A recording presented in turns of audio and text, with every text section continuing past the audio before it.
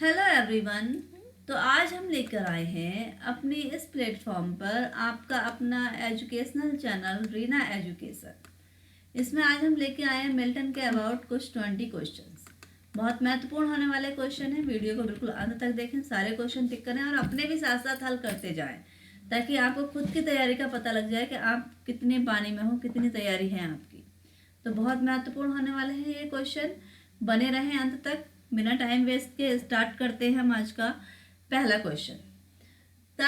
Thy shawl was like a star and dwelt part. Thou hearst a voice whose sound was like the sea. Who said and where?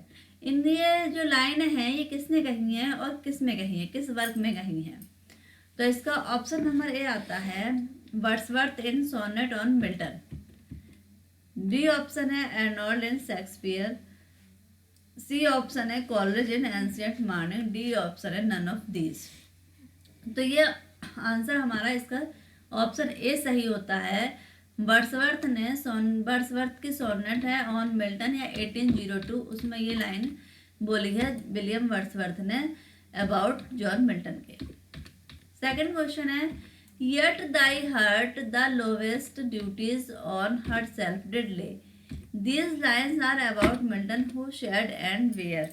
ये लाइनें किसने कही हैं और जो है किसके बारे में कही हैं? तो ऑप्शन नंबर ए है सैली इन एडोनिस। सैली ने कही है एडोनिस में। Wordsworth in sonnet on Milton, Wordsworth ने कही है। एर्नोल्ड ने कही है शेक्सपियर के लिए। तो डी ऑप्शन है नन ऑफ दीज। तो इसका है हमारा आंसर नंबर बी।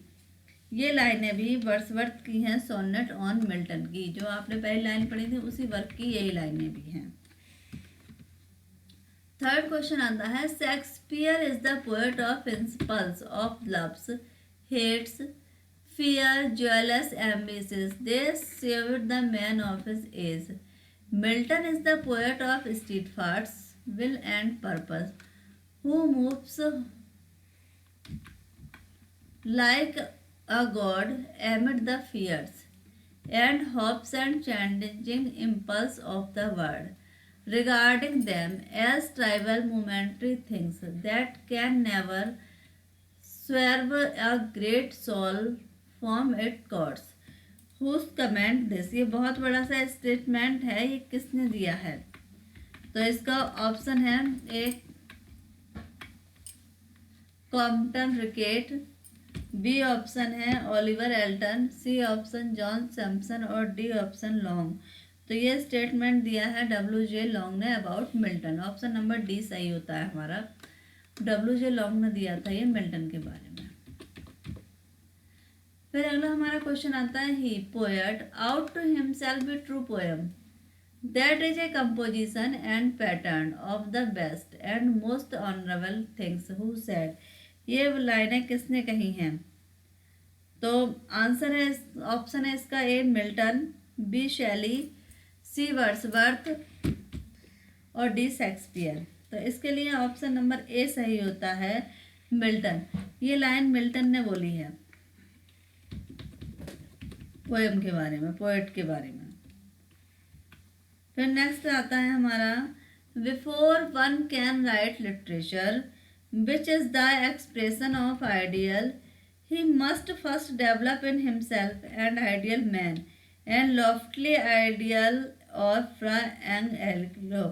तो ये लाइनें किसने बोली है कि पहले लिटरेचर को लिखने से पहले अपने विचारों को, अपने को आदर्श बनाना पड़ता है, अपने आप को विकसित करना पड़ता है, डेवलप करना पड़ता है, तब पोएम लिखी जाती है। तो ये लाइनें बोली हैं ऑप्शन नंबर ए है इसका शैली, B Wordsworth, C Shakespeare, D Milton.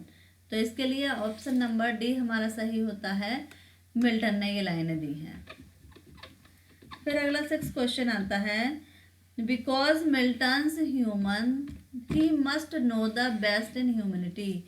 Because Milton's human he must know the best in humanity whose comment is this. किसका कमेंट है ये? तो इसके ऑप्शन नंबर ए है Compton Rickett, B Long, C Albert, D Hudson. तो इसके लिए option number B सही होता है लॉन्ग। W.J. लॉन्ग का कमेंट है ये अबाउट मिल्टन के। 7 क्वेश्चन आता है The spirit of London is upon me. The spirit of London is upon me. Whose line in this? ये किसकी लाइन है? Who the spirit of Lord is upon me. तो ए Milton, B Shelley, C Wordsworth, D none of these. तो इसके लिए हमारा option number A सही होता है। ये लाइनें मिल्टन की हैं। 8 क्वेश्चन आता है, his style was unconsciously sublime because he lived and thought consciously in a sublime atmosphere. Whose comment is this? ये किसका कमेंट है? His style was unconsciously sublime. तो इसका ऑप्शन नंबर ए आता है, Compton Rickett about Milton, Long about Milton, Long about Shakespeare, none of these. तो इसके लिए ऑप्शन नंबर बी सही होता है, लॉन्ग अबाउट मिल्टन। लॉन्ग ने कहा है स्टेट कमेंट और अबाउट मिल्टन के लिए। आंसर नंबर 9 आता है question number, the ode on the morning of Christ nativity was begun on. ये ऑड थी जॉन मिल्टन की, तो ये कब स्टार्ट हुई थी? तो ये ए ऑप्शन है, Christmas day 1628, Christmas day 1629, Easter day 1640, none of these. तो इसके लिए हमारा ऑप्शन नंबर बी सही होता है, क्रिसमस डे 1629। 10 क्वेश्चन आता है, who was Milton's master. Milton के मास्टर कौन थे, गुरु कौन थे? बहुत इजी सा क्वेश्चन है, आपको पता होगा इसका। तो ऑप्शन ए आता है चौसर, बी बर्टन, सी होमर, डी स्पेंसर। तो इसके लिए आंसर सही होता है स्पेंसर। डी ऑप्शन सही होता है स्पेंसर। नेक्स्ट 11 क्वेश्चन आता है, Milton was also influenced by Fletcher.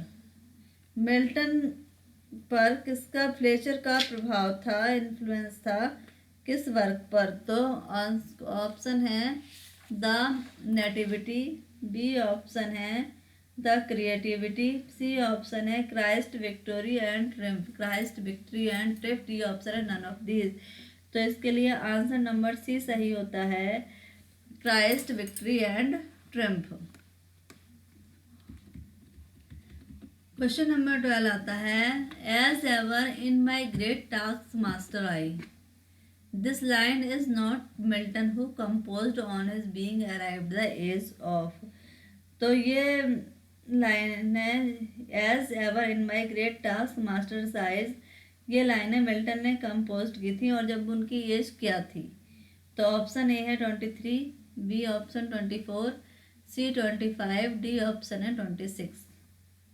तो इसके लिए आंसर होता है हमारा 23, on his being arrived at to the age of 23, option number A सही होता है। ये लाइनें 23 एज के थे तब उन्होंने ये लाइनें कही थी। फिर अगला क्वेश्चन आता है, in his doctrine and discipline of divorce and Tetrachordon Milton repudiates. तो इसका ऑप्शन है A marriage, B love, C romance, D sex. तो कौन सा आंसर सही होता है? तो इसका ऑप्शन है, आंसर है ए मैरिज। मिल्टन ने मैरिज को रेपुडिएट्स करके लिखा था ये बात। फिर क्वेश्चन नंबर 14 आता है, for I thought it best to be travelling at my ease for intellectual culture while my fellow countrymen at home were fighting for liberty, who gave up traveling with this plea। तो ये किसने दी थी ये plea travelling के साथ में? For I thought I best to be travelling at my ease intellectual. तो इसके लिए ऑप्शन आता है ए Shakespeare, B Shelley, C Wordsworth और डी मिल्टन। तो आंसर नंबर डी सही होता है, मिल्टन। मिल्टन ने ये प्ली की थी अबाउट जर्नी को लेकर, ट्रैवलिंग को लेकर। In the sonnet methought I saw my late espoused saint, Milton celebrate his. मिल्टन ने अपने जीवन में 3 शादी की थी, तो उनकी 3 वाइफ थी। तो 3 वाइफ थी, इसलिए 4th वाइफ का आंसर तो ऑप्शन तो हो ही नहीं सकता, 3 में से आएगा फर्स्ट, सेकंड, थर्ड। तो ये पोएम सोनेट लिखी थी मिथाउट आई सा आई लेट एक्स स्पाउस, तो ये कौन सी वाइफ को डेडिकेट की थी?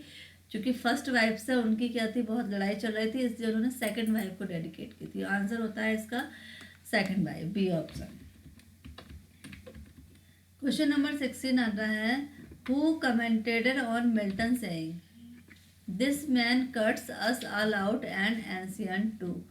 किसने कमेंट किया था ये मिल्टन के लिए कि this man cut us all out and ancient too? तो ऑप्शन है इसका Dryden, B Wordsworth, C Arnold, D none of these. तो इसके लिए ऑप्शन हमारा ए सही होता है, ड्राइडन। ड्राइडन ने कमेंट किया था, मिल्टन के लिए कहा था this man cuts us all. 17 question आता है, a meaning of allegory is, allegory का मीनिंग क्या है? जॉयस और हैप्पी मैन, मेलंकली और sad man, C absent, heavenly man after death, और डी नन ऑफ दीज।